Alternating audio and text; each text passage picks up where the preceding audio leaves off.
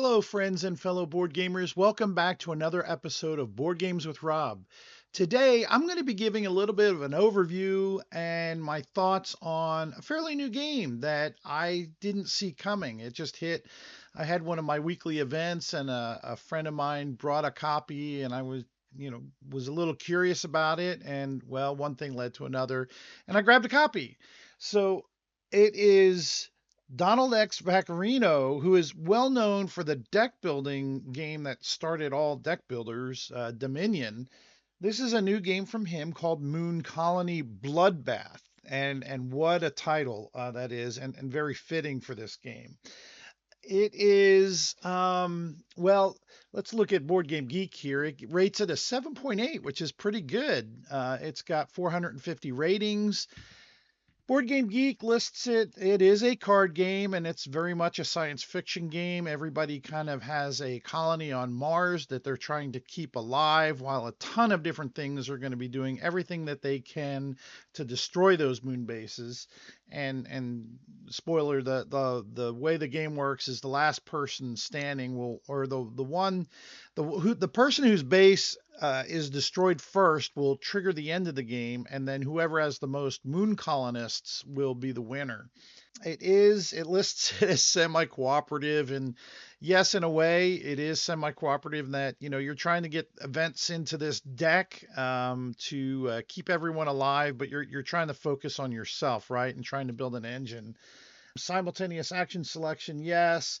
I would say this is kind of a tableau builder slash engine debuilder, or maybe a deck builder slash tableau debuilder game.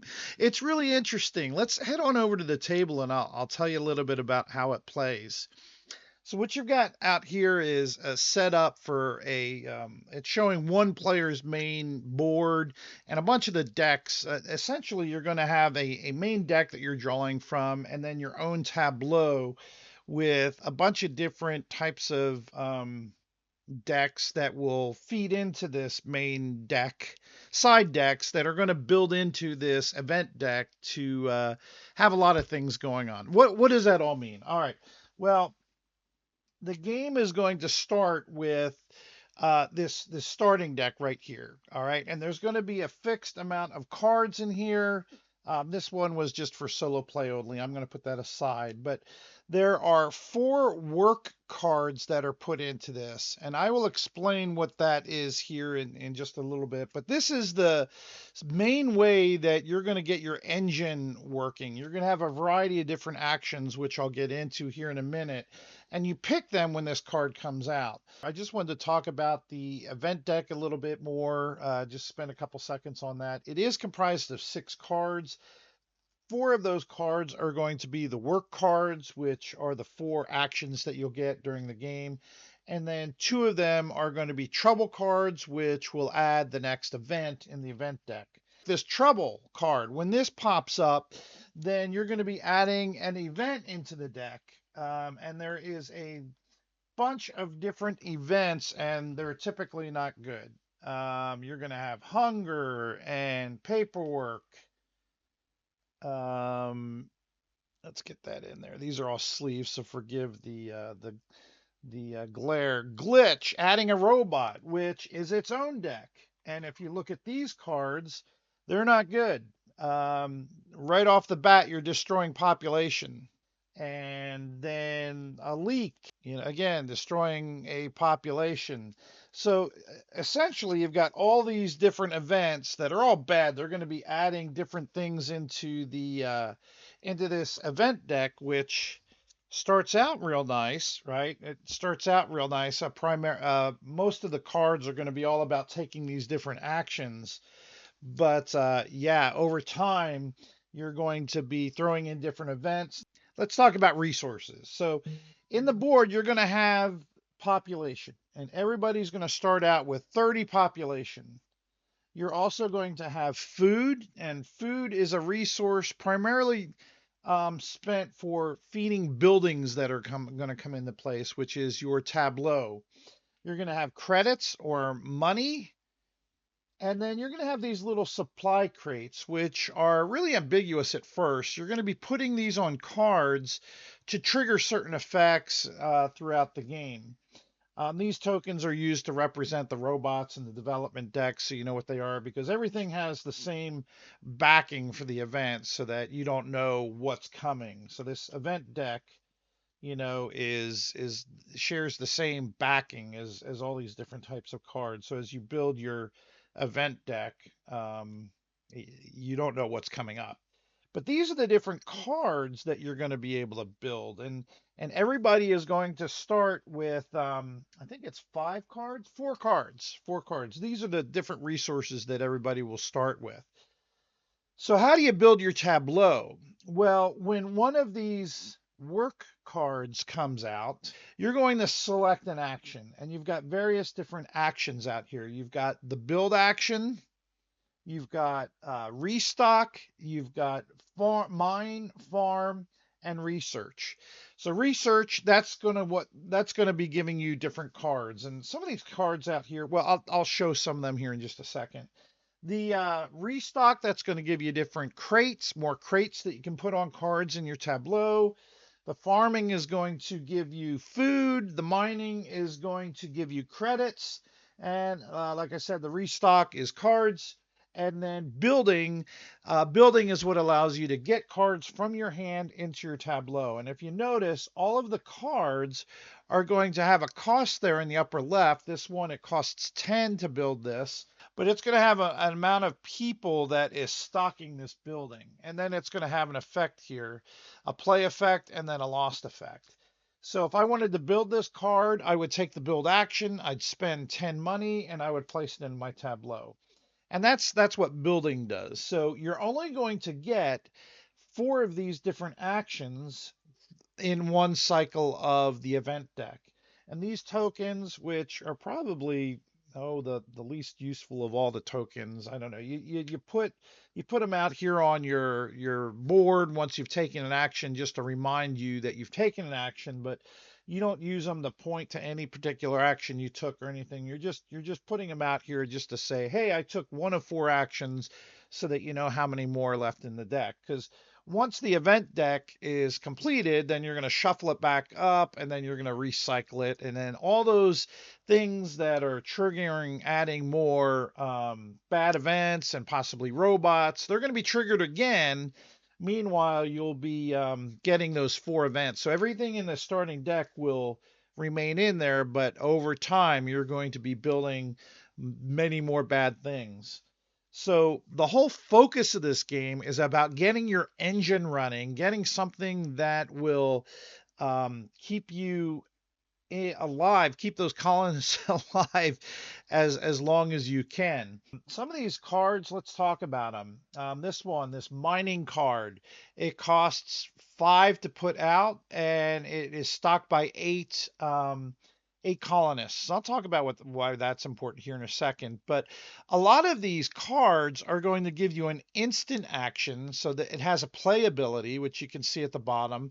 Play, add Moon Buggy to the deck. And I'll talk about that here in a second. And then a lot of the cards are going to have an action that takes place when you take a work action. So for example, let's say that the work action comes up and I want to take the mine action. Well, if I have any cards in my tableau that say mine on them, then I would add that. So for example, the basic mine action is to add 4 credits. But if I had this in my tableau, then I could add another credit per crate here. And this is why I was talking about earlier, these little ambiguous crates, why they're important. So for example, here's one reason they'd be important, because if I had a crate in here, then I could get extra money per crate on this card. Now, what is that Moon Buggy card? Well, there are different types of development cards that exist. And when you play certain cards, they'll say, hey, add this card to the deck. And in this case, here's Moon Buggy.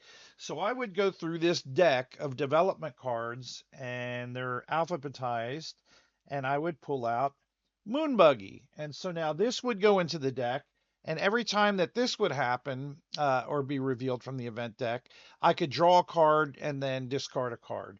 A lot of these are going to be fairly decent, these development cards. Here, Funovation, I could discard 2 cards to take a build action.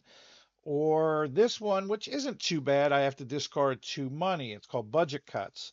It's a variety of good and bad cards, but they're not really, really bad if they are bad. So here I can discard a card for 4 food if that gets put in. So some of the cards that are in this deck will say, hey, add one of these development cards into the deck, the event deck, to be revealed.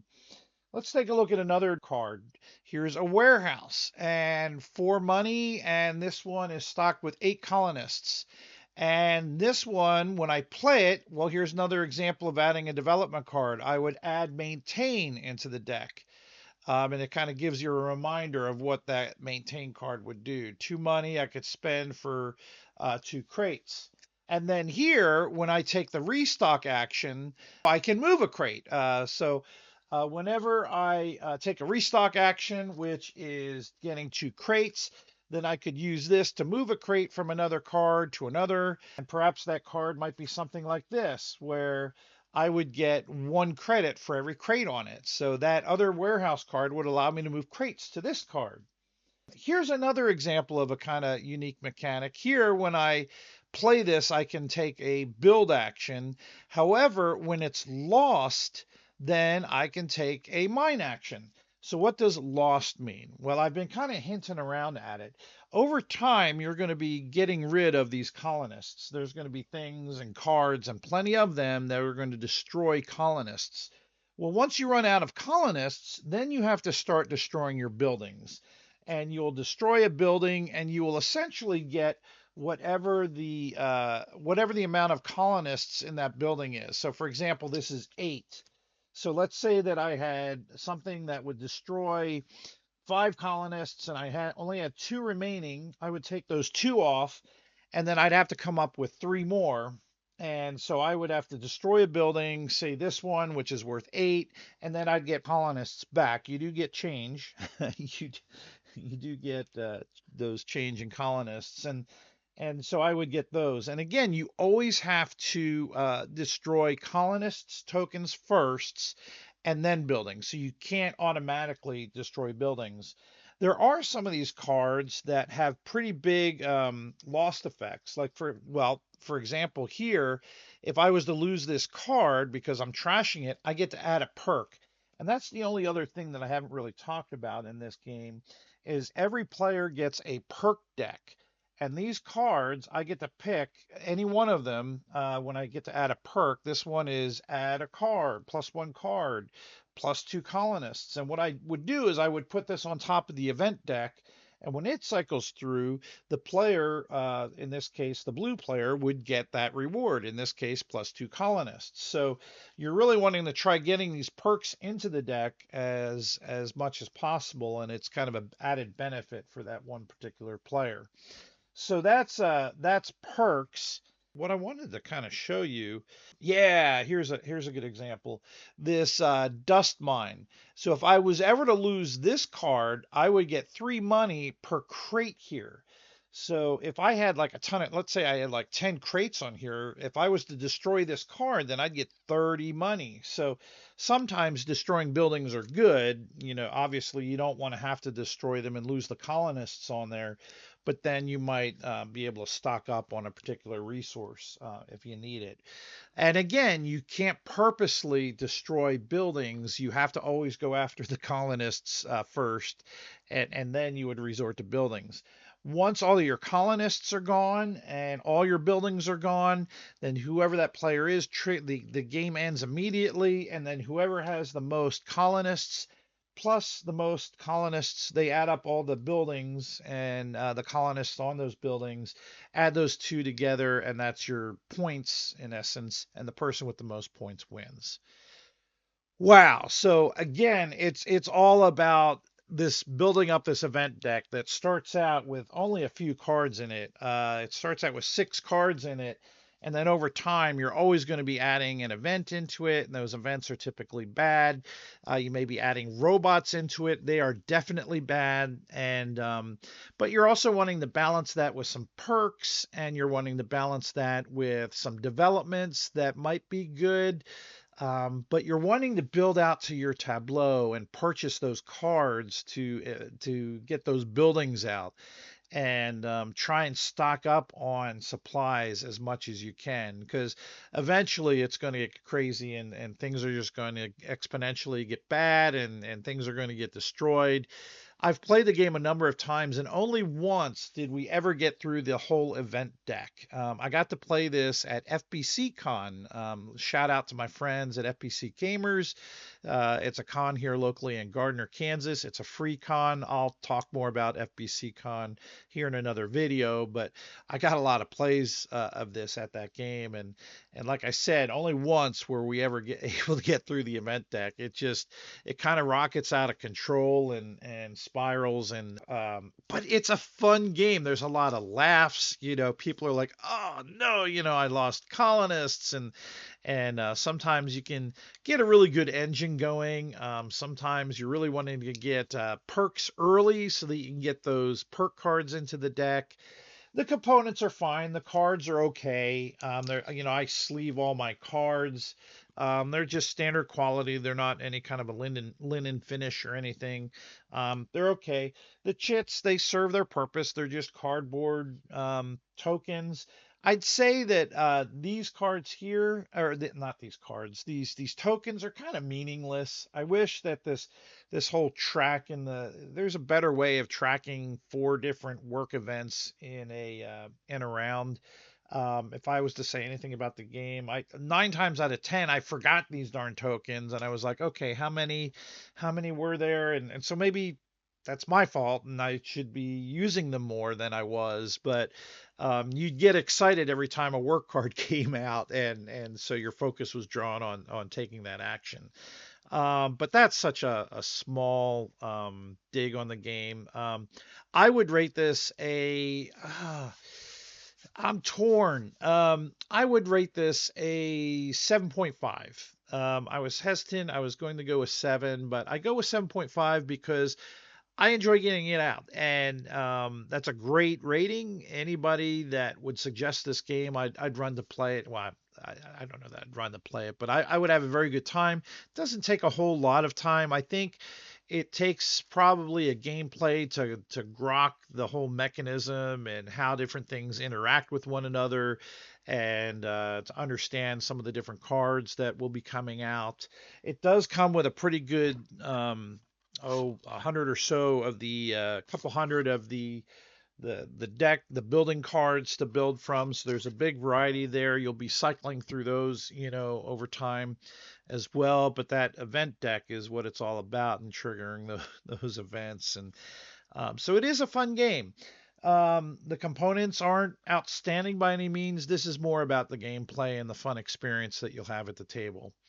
So anyway, that's Moon Colony Bloodbath. And yes, it is a bloodbath by the end of the game. I really appreciate everybody tuning in to watch this video. I'd ask, if you liked it, please subscribe, like, and do all that fun stuff that YouTube is there for. And more than anything, thanks for tuning in, and have a wonderful time gaming. Bye-bye, everybody.